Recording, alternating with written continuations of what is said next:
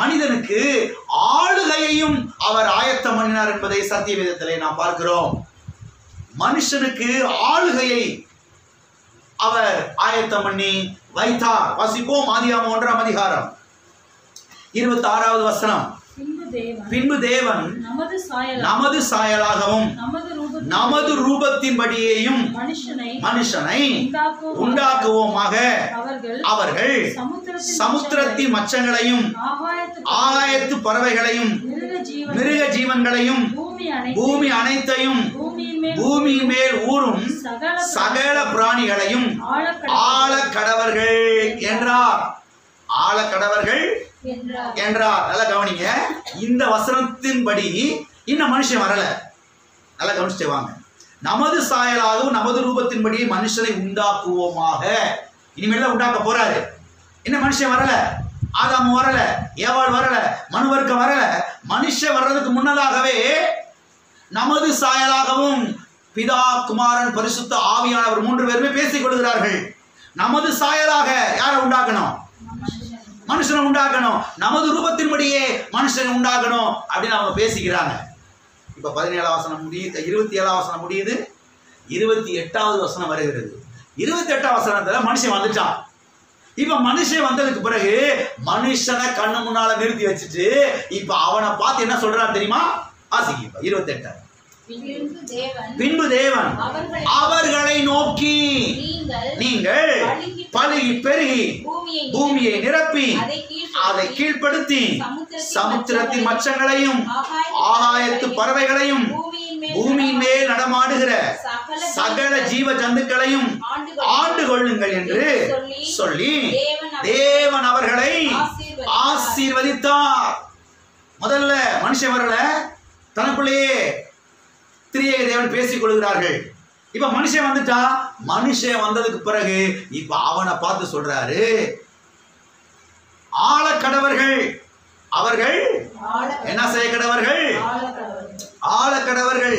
பலுகி பெருகி பூமியை நிரப்பி, பலுகி பெருகி பூமியை நிரப்பி அதை கீழ்ப்படுத்தி என்ன செய்து? நீ கீழ்ப்படுத்துன்றாரு. அது உன்னை கீழ்ப்படுத்த கூடாது.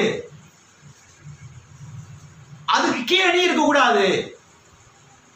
அதுக்கு மேல நீ இருக்கணும். இன்னைக்கு மனுஷன் பாருங்க, அதுக்கு கீழே கிடக்குறான். தண்ணியை போய் ரோட்ல கிடக்குற பன்னிக்குட்டி ஏறி போகுது மேல. பன்னிக்குட்டி கீழே இருக்காங்க. எல்லாரும் இருக்கீங்களா? கீழ்படுத்துன்றாரு. இவைகள்லாம் சேர்ந்து உன்னை கீழ்படுத்த கூடாது. நீ என்ன செய்யணும்? அவைகளை கீழ்படுத்த வேண்டும் சொல்லு. அடுத்து சொல்றாரு, அப்படி சொல்லிக்கிட்டே வர்றாரு, ஒண்ணு சொல்லிட்டு வர்றாரு. ஆண்டு கொள்ளுங்கள். என்ன செய்து கொள்ளுங்கள்? ஆளுகை செய்யுங்கள் என்றார். ஆளுகை செய்ய சொல்றாரு, ஆண்டு கொள்ள சொல்றாரு, ஆசீர்வதிக்கிறார். எனவே மனுஷன் உண்டாக்கப்படுவதற்கு முன்பதாகவும் மனுஷனை பற்றி தேவனுடைய திட்டமும் இதுதான். மனுஷன் உண்டாக்கப்பட்டதுக்கு பிறகும் மனுஷனை பற்றி தேவனுடைய திட்டமும் எது? மனுஷன் தான் பூமி என்ன செய்யணும்? ஆளுகை செய்ய வேண்டும். எனவே மனிதனுக்கு யெகோவா ஈரே ஆளுகையை அவர் ஆயத்தம் பண்ணினார். சிங்கத்துக்கு அல்ல, யானைக்கு அல்ல, புலிக்கு அல்ல, மனிதனுக்கு ஆளுகையை கர்த்தர் என்ன செய்தார்? ஆயத்தம் பண்ணினார். அப்ப மனுஷன் என்ன செய்யணும்? ஆளுகை செய்யணும். ஆமென். பக்கத்துல கையை பிடிச்சு சொல்லுங்க. நீங்க தான் ஆளுகை செய்ய வேண்டும். நீங்கள் தான் ஆளுகை செய்ய வேண்டும். சரி, இப்ப விஷயத்துக்கு வருவோம். ஆளுகை செய்யணும்னா எதெல்லாம் ஆளுகை செய்யணும்? மனுஷனுக்கு ஆளுகை ஆயத்தம். மனுஷன் தான் ஆளுகை செய்யணும். மனுஷன் உண்டாக்கப்படுவதற்கு முன்பதாகவும் மனுஷனை பற்றி தேவனுடைய திட்டம் என்ன? மனுஷன் தான் பூமியை ஆளுகை செய்யணும். மனுஷன் உண்டாக்கப்பட்டதுக்கு பிறகும் மனுஷன் தான் பூமியை ஆளுகை செய்ய வேண்டும் என்பது தேவனுடைய திட்டமாக இருக்கிறது. இப்ப மனுஷன் ஆளுகை செய்யும்படியாய் அங்க உண்டாக்கப்பட்டு அங்க வைக்கப்பட்டிருக்கிறான். இப்ப அடுத்த ஒரு கேள்வி என்னன்னா, மனுஷன் எதெல்லாம் ஆளுகை செய்யணும்? மனுஷன் ஒரு ஆபீஸ் போறீங்க, ஒருத்தர் ஆபீஸ்ல ஜாயின் பண்றாரு வேலைக்கு, டியூட்டியில. உடனே சொல்றாங்க, இங்க பாருப்பா, எல்லா வேலையும் இழுத்து போட்டு செய்யக்கூடாது, இதுதான் உன் வேலை, இந்த வேலையை செய்யணும், இந்த வேலையை செய்யணும், இந்த வேலையை செய்யணும், இந்த வேலையை செய்யணும். இதான் அவனுடைய வேலை. அது என்னுடைய வேலை, அது என்னுடைய வேலை, அது அவங்க வேலை, அது அவங்க வேலை. ஒரு கம்பெனியில் 100 பேர் வேலை பார்க்குறாங்கன்னா 100 பேருடைய வேலை வேற வேற என்ன செய்யும் இருக்கும். அப்ப ஆபீஸ் போனா ஆபீஸ்ல உனக்கு என்னப்பா வேலை கேட்டா, எனக்கு இதுதான் வேலைன்னு சொல்ல தெரியும், இதுதான் என் வேலை அப்படின்னு சொல்லுவாங்க. அப்ப இதை போலதான் மனுஷன் எதெல்லாம் ஆளுகை செய்யணும், மனுஷன் எதெல்லாம் அவன் ஆளுகை செய்ய வேண்டும் என்றால் வாசிப்போம். சங்கீதம் 8 6, 7, 8 வசனங்கள். உம்முடைய கரத்தின் கிரியைகளின் மேல் நீர் அவனுக்கு ஆளுகை தந்து சகலத்தையும் அவனுடைய பாதங்களுக்கு கீழ்ப்படுத்தினீர். ஆடு மாடுகள் எல்லாவற்றையும், காட்டு மிருகங்களையும், ஆகாயத்து பறவைகளையும், சமுத்திரத்து மச்சங்களையும், கடல்களில் சஞ்சரிக்கிறவைகளையும் அவனுடைய பாதங்களுக்கு கீழ்ப்படுத்தினீர். இங்கே நாம் பார்க்கிறோம், உம்முடைய கரத்தின் கிரியைகளின் மேல் நீர் அவனுக்கு ஆளுகை தந்து. அப்ப மனுஷன் எதெல்லாம் ஆளுகை செய்யணும்? தேவன் எதெல்லாம் படைத்தாரோ அதை எல்லாம் யார் ஆளுகை செய்யணும்? மனுஷன் ஆளுகை செய்ய வேண்டும். அது 1:28 பார்க்கிறோம். பூமி அனைத்தையும் அவன் என்ன செய்ய வேண்டும்?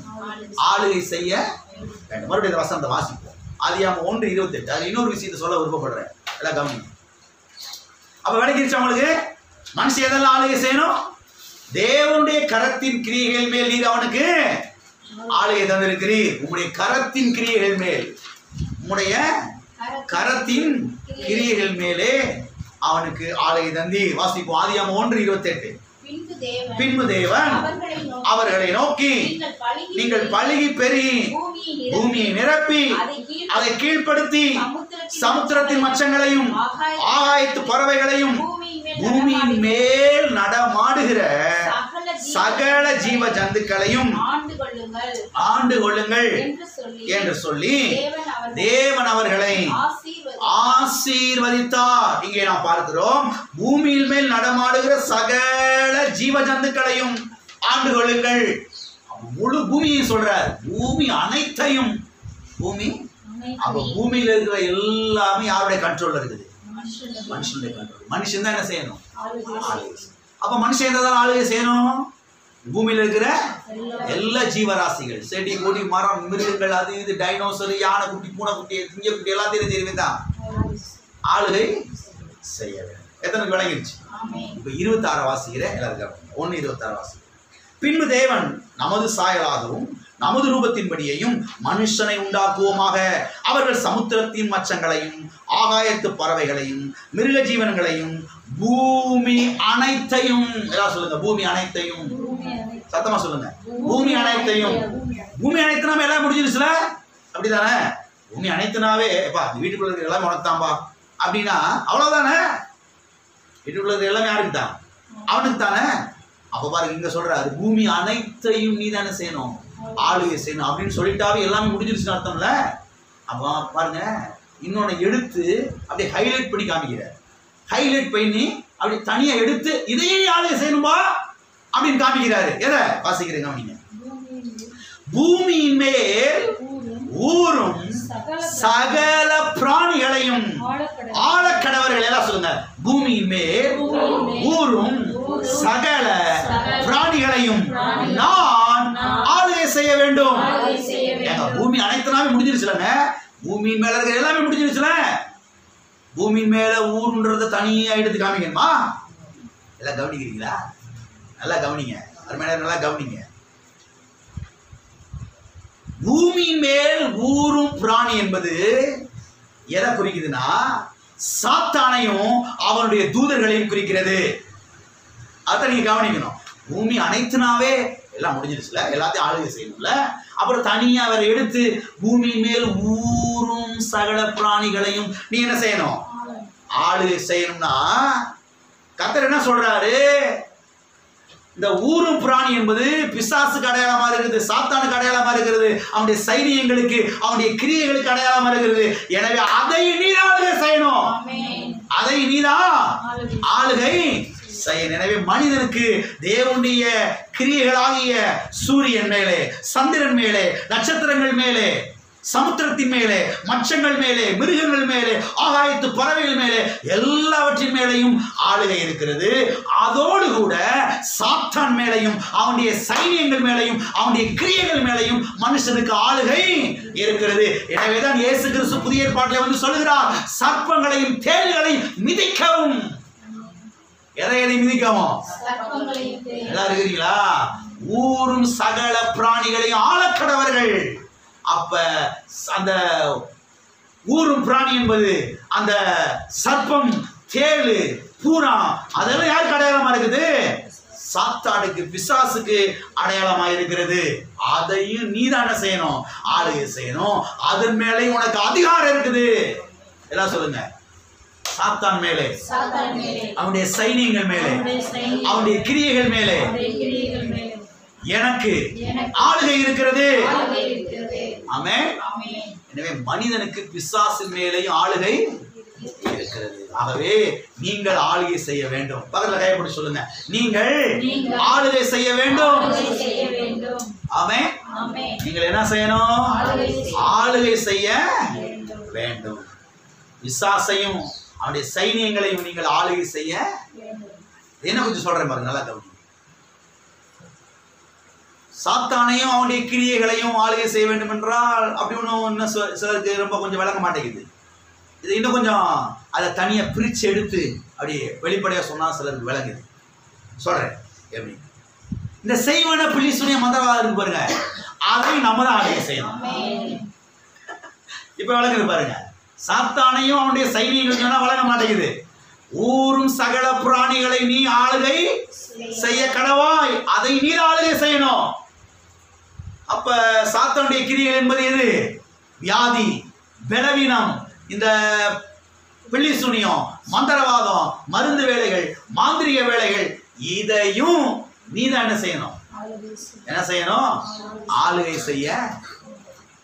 பில்லிசூனிய மந்திரவாதம் சிலருக்கு வயிறை கலங்கி 10 நாளைக்கு இவங்க போய் பெட்ல படுத்துருவாங்க. ஒண்ணுமே ஆகாதனாலும் 10 நாளைக்கு போய் செஞ்சிருவாங்க, படுத்துருவாங்க. அது மேல அவ்வளவு நம்பிக்கை, அது மேல அவ்வளவு நம்பிக்கை மக்களுக்கு.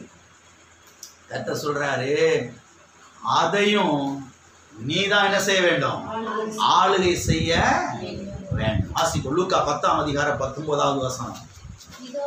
இதோ சர்ப்பங்களையும் தேள்களையும் மிதிக்கவும் சத்துருவினுடைய சகல வல்லமையையும் மேற்கொள்ளவும் உங்களுக்கு அதிகாரம் கொடுக்கிறேன்.